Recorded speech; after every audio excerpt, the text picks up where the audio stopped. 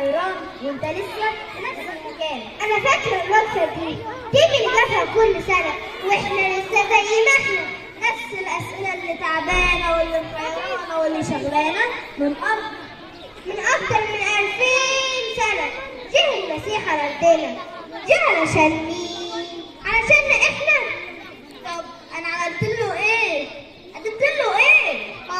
عملت له مثلا زي كل سنه. هو ده كفايه يا حيرانه؟ هو ده معنى الحياه؟ ما اعتقدش. انا لسه مش لاقي معنى الحياه. حاسه ان الدايره وفيها وانت بكل سعادتي. صباح الخير. صباح النور يا نعسان، الساعه داخله على 12 بالليل وانت بتقول صباح الخير. طب يا سيدي مساء الخير، الا ما تعرفناش على اسم الكريم. اسمي يا سيدي حيران ودي اخت حيرانه. عاشت الاسامي يا سي حيران. صاحبك بقى اسمه توهان. وايه حكايتك بقى يا حيران انت وحيرانه؟ ابدا، ده احنا اسمائنا على مساهمه. انا حيران واخت حيرانه ودماغنا بالافكار مليانه. افكار ايه اللي محيراه؟ قولوا لي يمكن يكون عندي جواتب. اهو ده اللي محيرني. بجوات؟ ماله البزر؟ ده عامله فنان وملون فيه بشويه الوان. فنان والوان؟ مش ده الموضوع. امال ايه الموضوع غير الفرشه والالوان؟ الموضوع هو الطفل يسوع اللي في المزود. موضوع ماله الطفل يسوع؟ اتولد ليه؟ وعمل لنا ايه؟ الطفل يسوع واتولد ليه ويجي ليه والكلام ده كله. بص يا صاحبي هقول لك المختصر المفيد. انا بطلت افكر في المواضيع دي من زمان. امال عيد الميلاد بالنسبه لك ايه؟ شجره وميلاد ولمه واصحاب ونقعد مع القرايب ونحكي مع الاحباب. كل سنه وانتم طيبين ونشوفكم بعدين. طب قولوا لنا المعنى في ايه؟ ولا المعنى ايه ولا المعنى فين؟ بقول لك ايه، سلام يا صاحبي، ابقى اشوفك بعدين. كان نفسي اساعد لكن اجيب اجابات منين؟ جبتك يا عبد المعين تعين. على العموم فرصه سعيده، ويوم ما الاقي اجابات هقول لك على الاخبار الجديده. في واحده زي البعيد، روح اسالها يمكن يكون معانا في البعيد. مساء الخير. مساء النور. اسمك ايه؟ اسمي يا سيدي هبانة، ممكن تسميني تهجانة. تهجانة وليه ما تكونيش فرحانة؟ فرحانة؟ عايزة افرح، ده انا من الهم بقى ليا نصيب. على ده النهارده بس، ده النهارده ليلة الميلاد وزي ما انت عارفة ده أول الأعياد. بقول لك ايه، انا مش فاضية للمناسبات، كفاية عليا الشغل والمواصلات والمرتب الناقص من غير زيادات، لا الباقي تيجي تقول لي لا عيد ولا ليلة ميلاد. يعني ده كل اللي همك الشغل والمواصلات والمرتب والعنوان؟ آسفة، المرتب الناقص من غير عنوان؟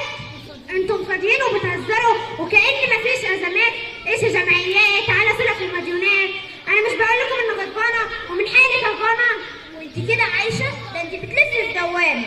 اسمك انت وهي؟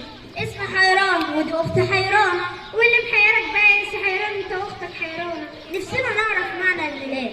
هو ده اللي محيرك؟ ده انتوا فاضيين على اذنكم، ده انا ورايا مدير عمره ما كان راقي. حرام، دي اصعب مننا، دي كانها راكبه في سفينه ملهاش قبطان. يعني احنا اللي لينا قبطان؟ بس اول ما نلاقي قبطان بالله عليها يا حيران. ازيكم، اسمكم ايه؟ ما علينا، اهلا، اسمي حيران ودي اخت حيران. حيران وحيران، اسماء غريبه بس. روشه. على العموم انت اسمك ايه؟ اسمي روشان. حلو اسمك. اسم ايه اللي بتسأل عليه؟ المعنى في حياتك ايه؟ حالك معنى ايه وحياتك ايه؟ مثلا هسألك سؤال بس الرد يكون في الحال. اتفضل اسأل يا حضرة الفيلسوف. اسأل من غير لا خوف ولا اسمع. ايه هو معنى الميلاد بالنسبة لك؟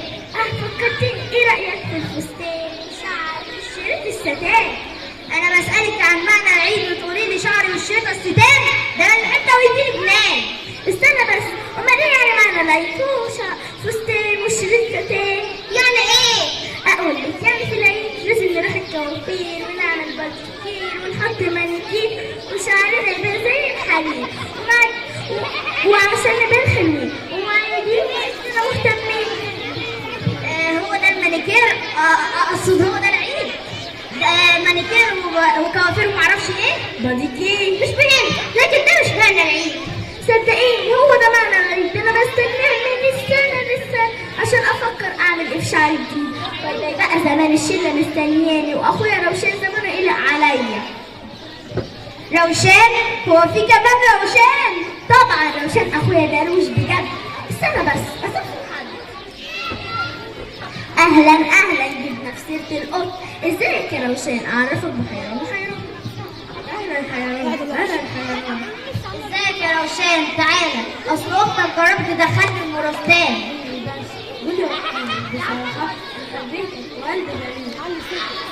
خلاص نفسنا نعرف معنى الميلاد. انت ليك اصحاب؟ ليك جرايب واحباب؟ تسأل ليه؟ وايه دخل ده بمعنى العيد والاعياد؟ اصلا بصراحه يا حيران بالنسبه لي معنى الميلاد هم الاصحاب، وعارف يا حيران الواحد من غير اصحاب يبقى حاجه عذاب. يعني بتعمل ايه في العيد؟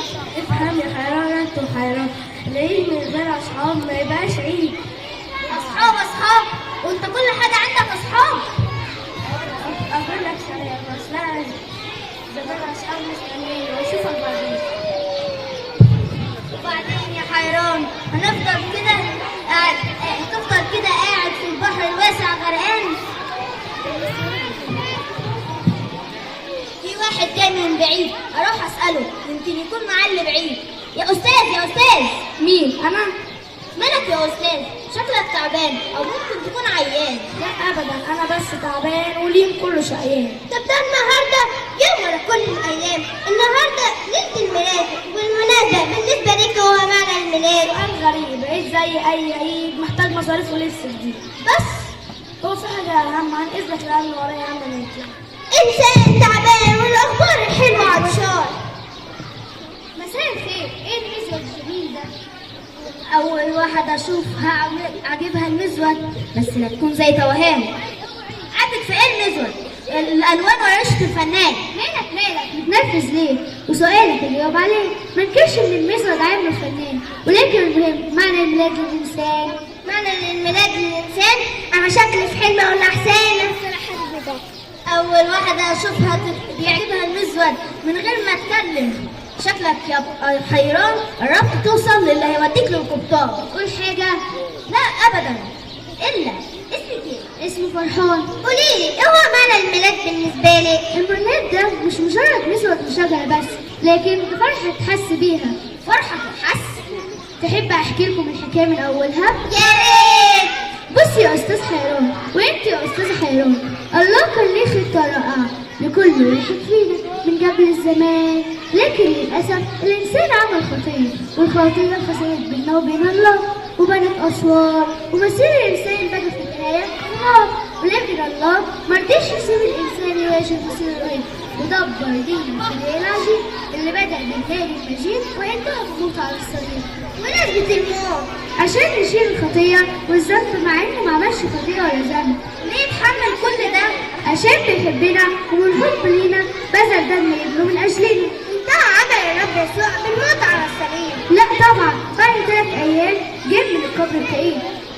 ياه دي قصة حلوة، بس ازاي استفيد من العمل العجيب؟ لما تقبله في حياتك يغفر لك الذنب ويحررك من الخطية ومعاك السما ويضمن لك الحياة الأبدية، وساعتها حياتي يبقى ليها المعنى، وملاك الرب يسوع في حياته هو المعنى. من النهارده ما يبقاش اسمكم حيران وحيرانة، لكن يبقى اسمكم فرحان وفرحانة.